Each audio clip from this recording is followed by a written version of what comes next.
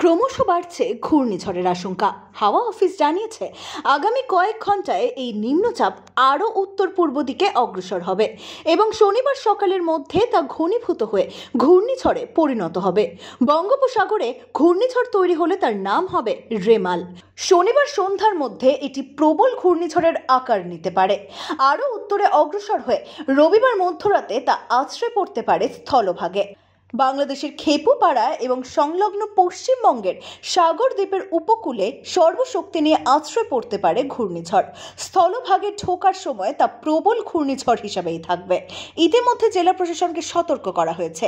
আজ থেকেই প্রাকৃতিক বিপর্যয়ের সম্ভাবনা রয়েছে। এই পরিস্থিতিতে দক্ষিণ ২৪ পরগনার উপকূলীয় এলাকাগুলিতে ঘূর্ণিঝড়ের সতর্কীকরণ প্রচার শুরু করেছে প্রশাসন।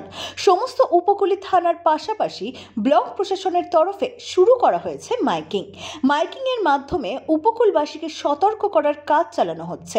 ঘূর্ণিঝড়ের জন্য আগাম প্রস্তুতি শুরু করে দিয়েছে প্রশাসন। মজুত রাখা হচ্ছে শুকনো খাবার ও পানীয় জল।